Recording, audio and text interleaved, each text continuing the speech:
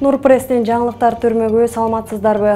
Ош шаарынын Өзгүр айылында Honda Fit үлгүсүндөгү автоунаа жол боюндагы каналга түшүп кетип, 3 окуучу бала каза болду.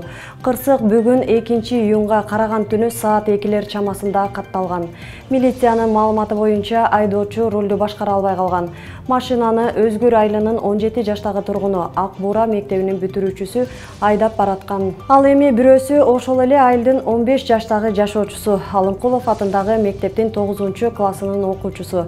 Үчүнчүсү болсо Ноокат районунун Калдай айылынын 15 жаштагы тургуну тууганынын үйүнө конокко келген. Алдын ала маалыматтар боюнча өспүрүм атасынын автоунаасын үйдөн уруксатсыз айдап чыккан. Учурда бул факт боюнча тиешелүү текшерүү иштери башталды. Белгилей кетсек, мындай учур биринчи жолу катталып жаткан жок. Айрыкча бүтүрүү кечелеринде окуучулардын ээн баштык менен катар машиналарды айдап шаар ичин айланган көрүнүштөргө күбө болуп келебиз. Сактыкта кордук жок дегендей балдарды көзөмөлдөп, туура жол көрсөтүү менен ар кандай ээн баштыктын алдын алуу ар бир ата-эненин жана ошону менен катар жалпы коомчулуктун милдети. Чүй аймагында үрөй учурган окуя катталды. Маалыматта 25 жаштагы кыргызстандык келин жаңы төрөлгөн кызын 100 000 сом iPhone 12 Pro үлгүсүндөгү телефон жана Бишкек Россия авиакаттамынын билетине сатканы айтылат. Бала жөнүндө келишим келиндин 8 айлык боюнда бар кезинде Ысык Ата районунун 27 жаштагы тургуну менен түзүлөт. Тергөөнүн маалыматы боюнча сатып алуучу тарап Ысык Ата райондук каттоо кызматкери менен макулдашып, кош бойлуу келиндин атына жалган документ жасатышкан. 20-майда райондук оорукананын төрөт үйүндө жасалма документ менен катталып, кыз төрөлгөн. Кыргыз Республикасынын мыйзамынын балдарды сатуу беренеси боюнча кылмыш иши козголуп, аталган эки аял тең милиция бөлүмүнө жеткирилген. Кызын саткан келинден iPhone 12 Pro үлгүсүндөгү телефон алынган. 23-майдагы Конституциялык соттун чечими жогорку кеңештеги депутаттардын жүрөгүн түшүрдү.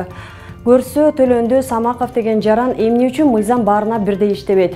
Эмнеге бир депутатка иш козгоо үчүн алардан уруксат суралыш керек деп Конституциялык сотко арыз менен кайрылган.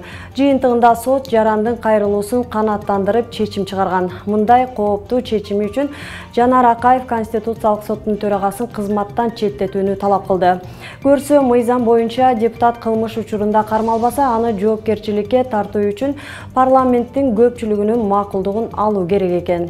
Жогорку кеңештин депутатына жогорку кеңештин макулдугу жок деле кылмыш ишин козгосо болот дейт. Ишин козгогондо жогорку кеңештин уруксаты жок эле өзүңөр каалагандай козгой берсеңер болот деп. Жогорку кеңештин депутатына кылмыш ишин козгоо үчүн жогорку кеңештин макулдугу керек да.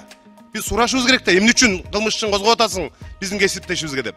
Ал кылмыш кылып аткан учурда үстүнөн келип кармаса, маселе жок.